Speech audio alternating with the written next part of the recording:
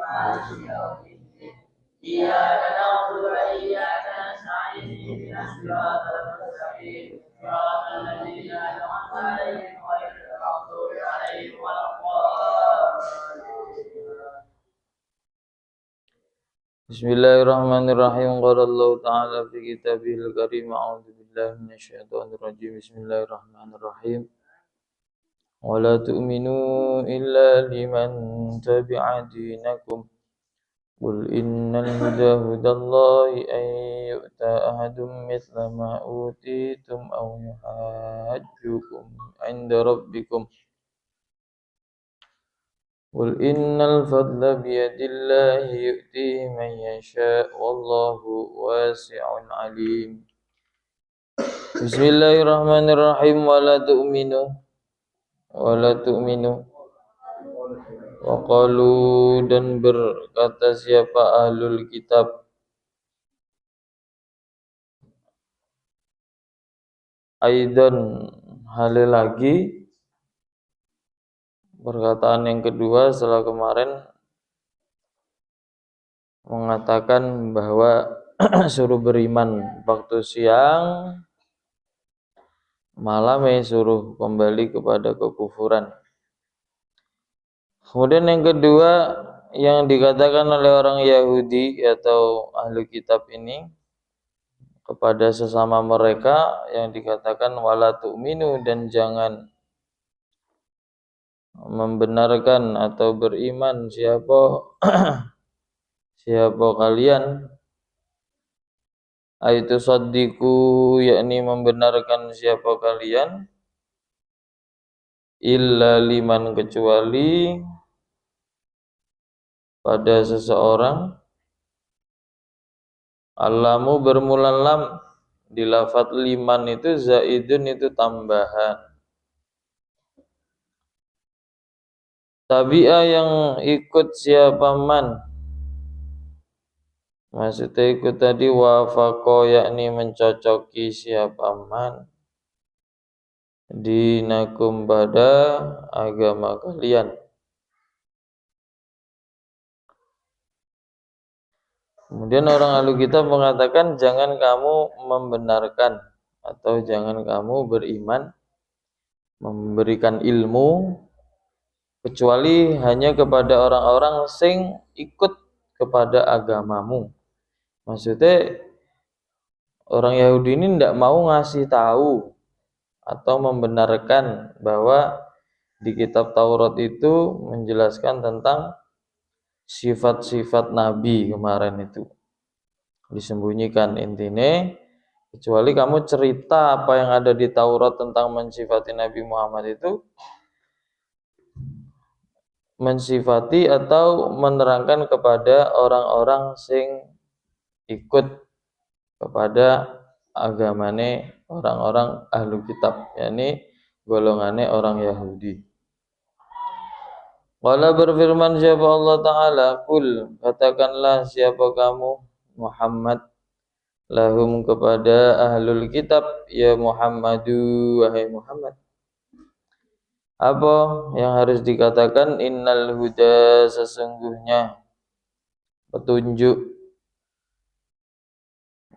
atau hidayah, hudallahi itu petunjuk Allah.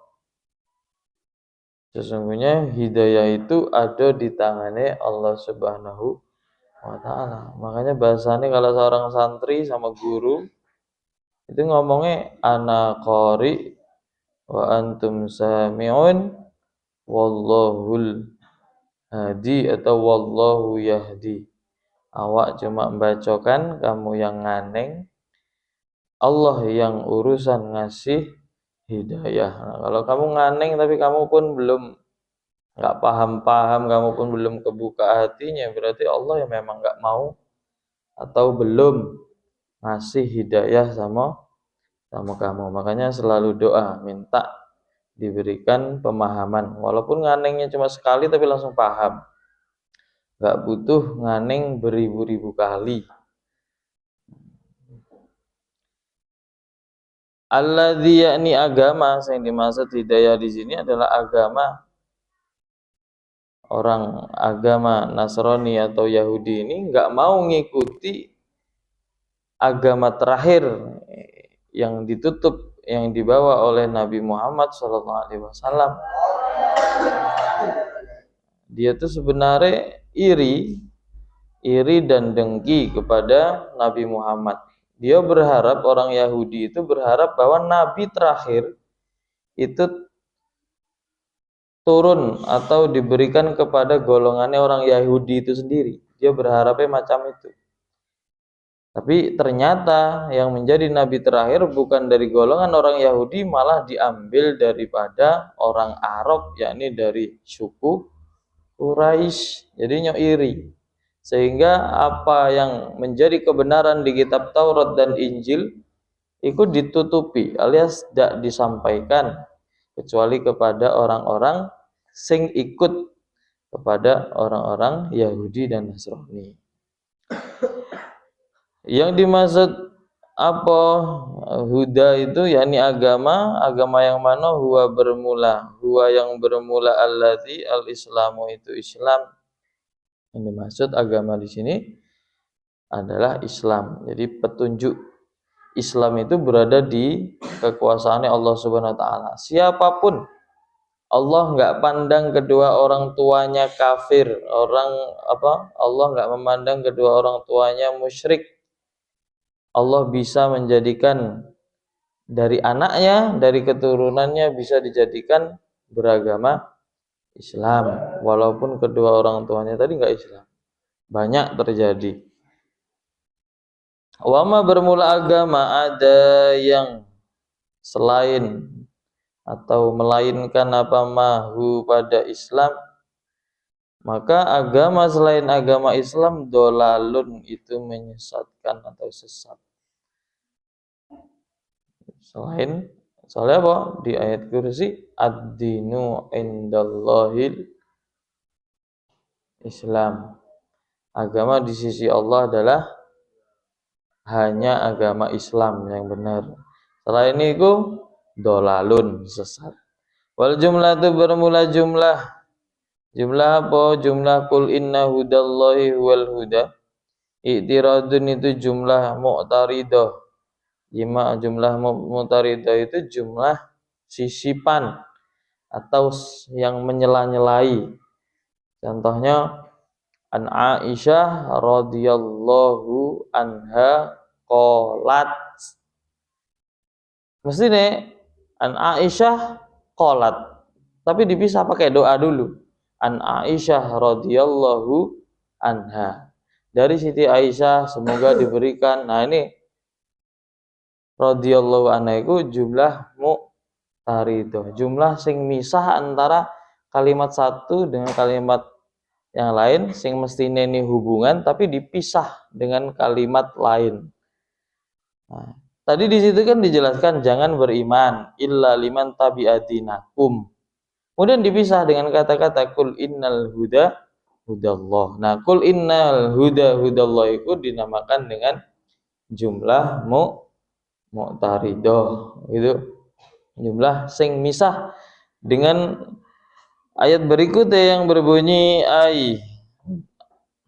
ayyuta an, dengan bahwa aibian yakni dengan bahwa yu'ta didatangkan ahadun siapa seseorang mislama pada sebadannya barang utitum yang diberi siapa kalian minal dari kitab wal hikmati dan hikmah. Hikmah itu bisa disebut dengan ilmu nafi, yaitu ilmu sing bermanfaat. Kalau kamu mau ngamalkan ilmumu, berarti kamu punya namanya ilmu hikmah. Kalau ilmu biasa dapat kayak gini ini dapat semua ilmu. Yang penting mau nganeng dapat. Kalau tidak nganeng ya tidak dapat ilmunya. Dia datang itu sama dengan datang ke sungai, tapi bukan bawa untuk nyari apa tuh? Mau nyari jaring ikan sing ada di sungai ini nggak gede-gede amat, sungai-sungai kecil, tapi jaring ya pakai jaring ikan paus, otomatis ya disaring ya udah masuk ikan teri tadi. Sama dengan orang ngaji datang ke musola, sudah datang tapi dia bukan khusyuk nganing tapi malah khusyuk jelalatan kemana-mana, matanya, telinganya pun gitu, nggak dipakai khusyuk gitu, maksudnya yang fokus memperhatikan, malah sibuk dewek, kayak kurang jatah mainnya gitu kan, sehingga datang ke musola masih main lagi, masih ngotar lagi, kayak sudah nggak ada tempat bermain lagi, kurang gitu bahasanya. Nah, itu sama dengan orang jaring ikan tadi.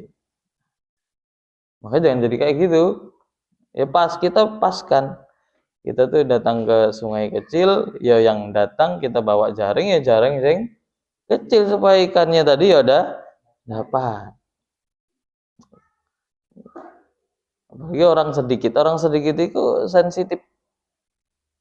Sensitifnya apa? Aneh kan kedengaran dan tahu siapa yang berisik gitu. Nah, maka diperhatikan supaya kita dapat namanya apa? Dapat ilmu ya plus dapat namanya hikmah tapi tahap berikutnya. Tahap hikmah itu berikutnya, alias kamu sudah dapat ilmu kemudian kamu praktekkan apa yang dibahas itu tadi, kamu praktekkan. Nah, itu namanya kamu mengamalkan ilmu. Nah, kalau orang sudah mengamalkan ilmu berarti masuk kategori dia punya status ilmu hikmah, namanya ilmu hikmah. Ilmunya bermanfaat. Soalnya ngeri kalau ilmu nggak bermanfaat, khususnya sing berhubungan dengan perkara sing wajib. Kamu akan didulukan siksanya daripada orang sing asli bodoh. Orang sing asli bodoh itu sama Allah nyiksanya masih agak santai, tapi kalau yang sudah pernah tahu tapi nggak mau ngamalkan, iki siksanya lebih parah. Alias apa? Kalau di neraka jahanam ibaratnya yang nyembah berhala itu di atas, sing orang nyembah Allah tapi ilmunya tidak dimanfaatkan, dia akan lebih jauh daripada orang yang nyembah berhala tadi, ditaruh di bawah inian, lebih parah. Kenapa? Yang paling parah itu bukan musuh yang nyata, tapi yang paling parah itu musuh dalam selimut. Sakitnya itu luar biasa kalau sudah kena musuh dalam selimut. Itulah yang dinamakan dengan orang munafik. Orang munafik itu kayak kanti, tapi dia di belakang itu ya Allah busuk sekali. Ini jenenge orang munafik.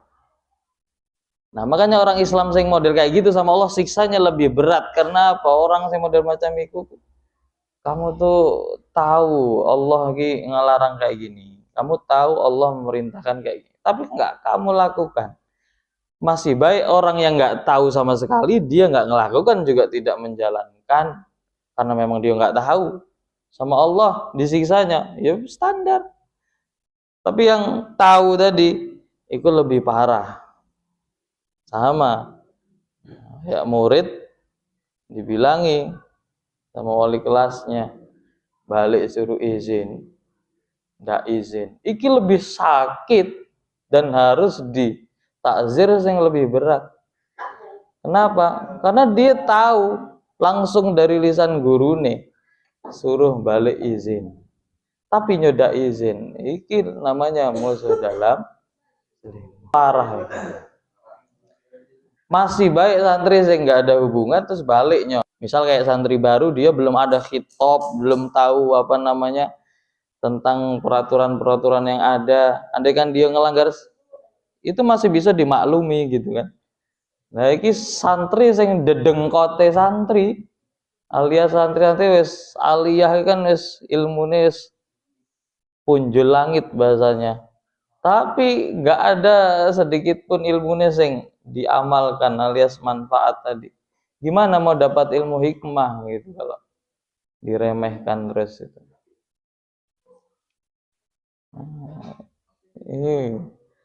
Dan ini harus selalu diingatkan gitu. Kalau nggak diingatkan kayak angin lalu gitu, baik.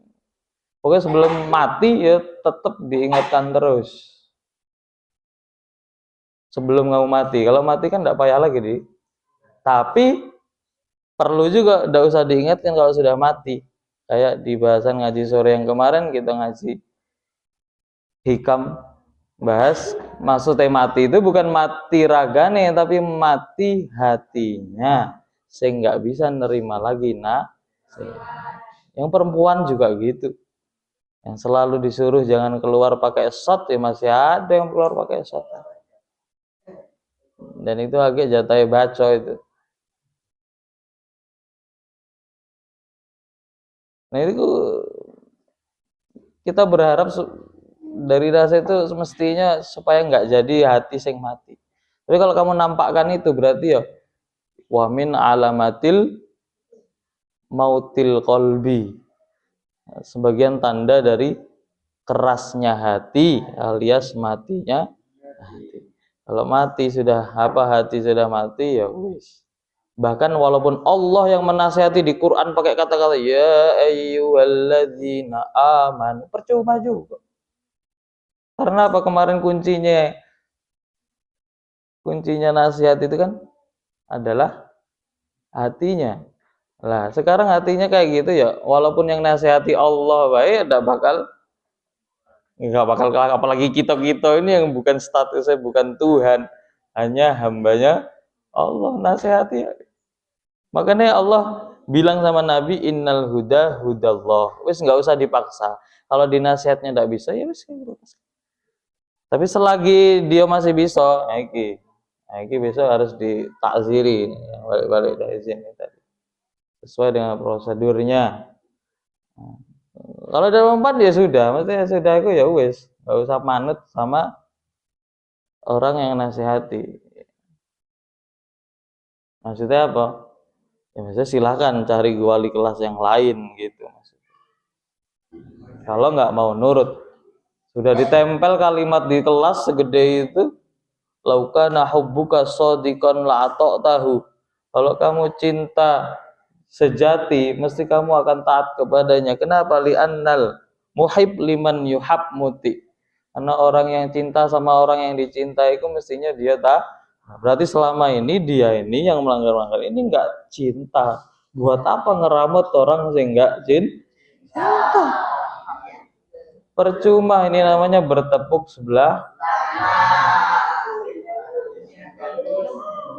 Padahal sudah dikasih effortnya, kita ngeprintkan, kita nghabiskan tintanya, kita kasih modalnya, sampai susah-susah gini-gini, ngiris sampai kadang kebalik gitu.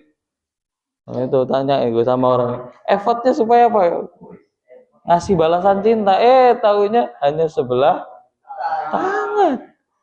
Nah, besok dibakar bateri itu, foto itu, keletei galak itu yang di kelas itu kayak. Buat apa? Ternyata dia nggak cinta sama kita, ya wes.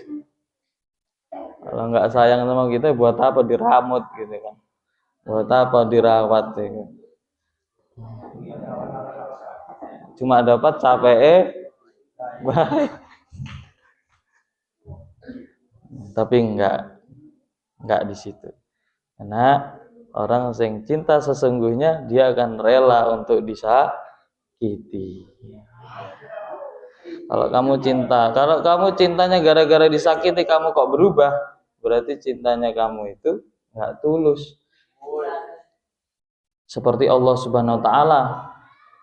Kalau kamu sampai detik ini kamu benci karena Allah ngasih musibah sama kamu, pasti kamu akan lepas dari Allah Subhanahu wa taala. Tapi nyatanya kamu tetap cinta Allah, walaupun hakikatnya kamu dapat musibah. Tapi kamu tetap menganggap, ya Allah, apa salah saya sehingga saya diberi hukuman, kan gitu. Nah, tetap kita senang sama Allah walaupun tahu hakikatnya musibah-musibah ini ya dikasih sama Allah, dikasih ujian sama Allah. Tapi tadi orang yang cintanya sesungguhnya itu tidak bakal dia nyimpan benci. Dia tulus soalnya. Kalau tulus ya wes jari guys. Yang penting nggak diulangi lagi. Tapi tadi harus pakai prosedur. Kenapa Allah Subhanahu wa taala ketika mengusir Nabi Adam itu, Allah senang sama Nabi Adam. Allah tahu siapa yang menghasut Nabi Adam sampai dia akhirnya terjerumus dalam satu kesalahan. Tahu iblis yang nganu. Sehingga Allah ketika mengusir Nabi Adam itu dibilangnya baik-baik. Adam, berhubung kamu sudah melakukan satu kesalahan, Mau nggak mau sesuai ketentuan surga, kamu harus dilempar ke bumi. Kamu tidak boleh netap di sini lagi. Tapi, nah kata Allah dikasih sangu. Tapi tadi, kalau kamu nyari ridho saya, silahkan. Nanti waktu turun ke bumi, kamu baca kalimat ini. Baca istighfar ini. Dan nyatanya Nabi Adam ketika turun dikasih bekal. Oh, Allah ngasih tahu cara supaya Allah tetap ridho sama Nabi Adam dan diampuni. Apa itu? Yaitu suruh baca astagfirullah, itu istighfar sampai lama. Dan Nabi Adam pun ngerasa menyesal karena kesalahannya nuruti si iblis tadi, sampai Nabi Adam nggak berani nengok ke atas karena malu sama Allah Subhanahu wa taala. Selama 40 tahun Nabi Adam nangis terus, ngerasa salah. Tapi setelah 40 tahun Allah suruh angkat pandanganmu ke atas, tengok, saya sudah rela, saya sudah ridho kepadamu, dapat sang. Nah kamu kalau bikin gitu juga gitu, bayar kafarat, prosedurnya kan gitu, namanya kafarat.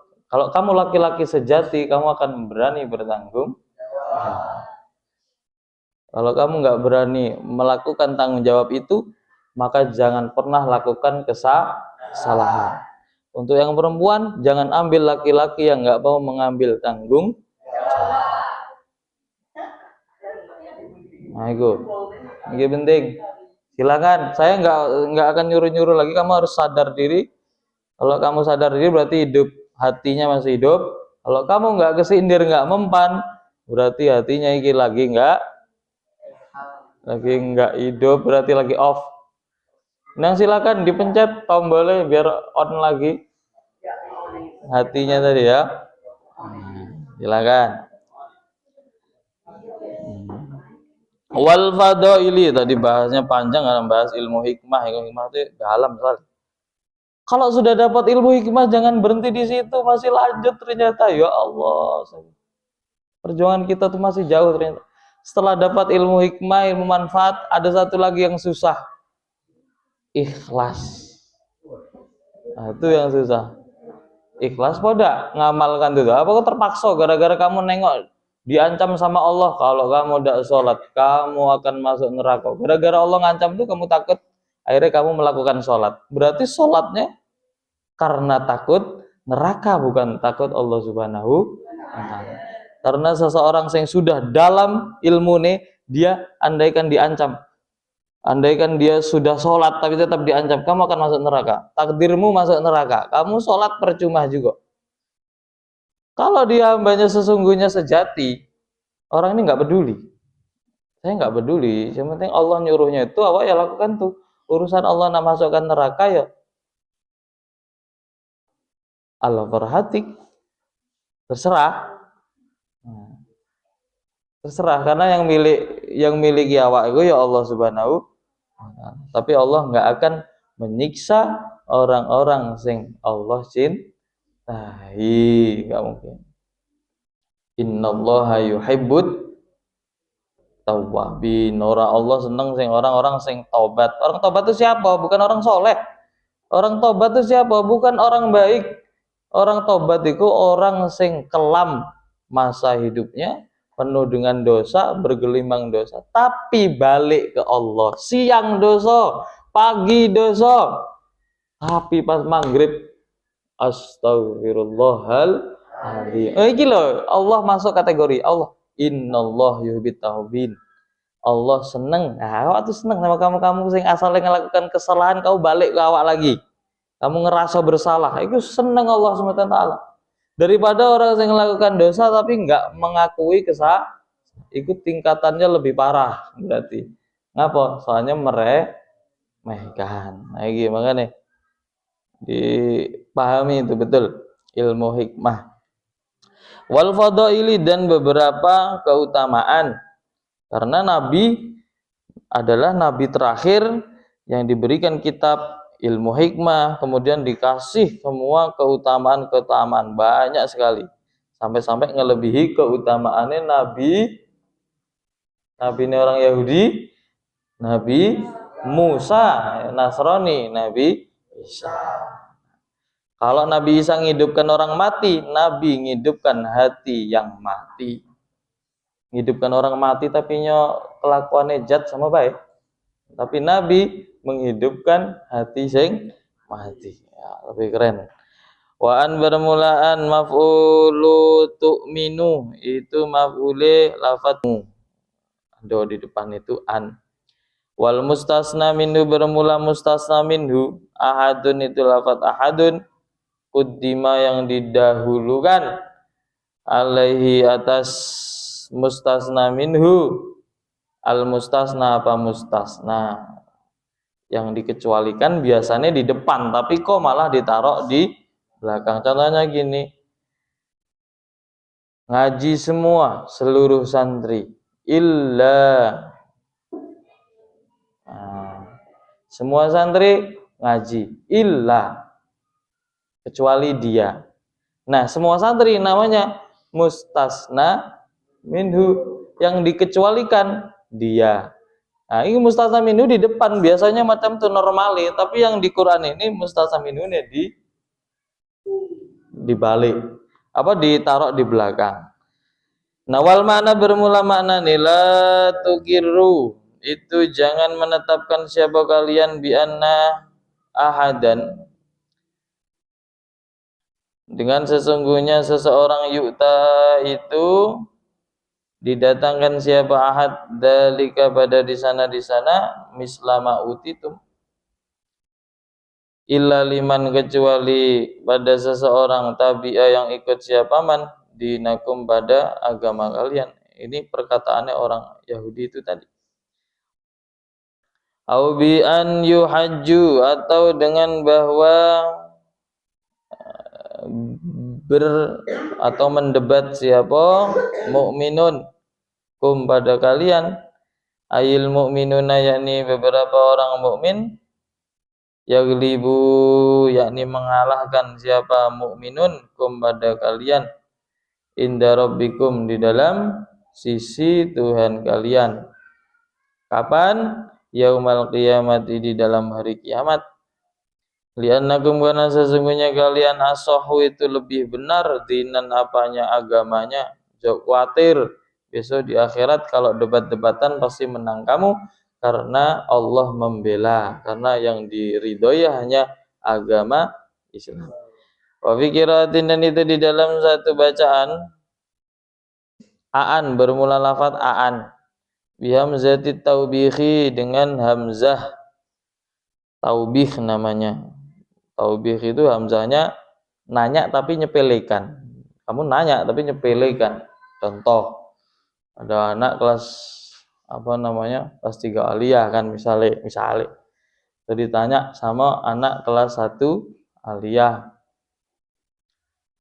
Semua kelas 3 aliyah ngapal alfiyah? Ngapal alfiyah. Tapi yang kelas 1 aliyah nanya, iya apa? Dia nanya tapi iya oponya tuh ngeremehkan gitu. Iya apa? Masa bisa kelas 3 ngapalkan alfiyah misalnya, atau ada yang ngapalkan imriti tapi menjelang akhir, mau ngatakan imriti akhir, mestinya kalau orang sing mendukung kan, yo semangat terus ya, masih ada dikit, insyaallah manjada wajada. Tapi jawabannya malah nanya, emangnya bisa? Ya nanya, jawabannya mesti kan bisa lah, itu gitu. Tapi nanya bukan pingin nyari jawaban, tapi pingin nyari hinaan baik. Alah, emang bisa? Paling nggak bisa. Nggak pingin nyari jawaban itu. Pertanyaan tapi nggak pingin nyari jawaban, tapi pingin merendahkan. Itu namanya hamzah taubih. Nah. Aita ahadin, yakni adakah bermula diberinya seseorang mislahu pada sepadannya mislama utitum,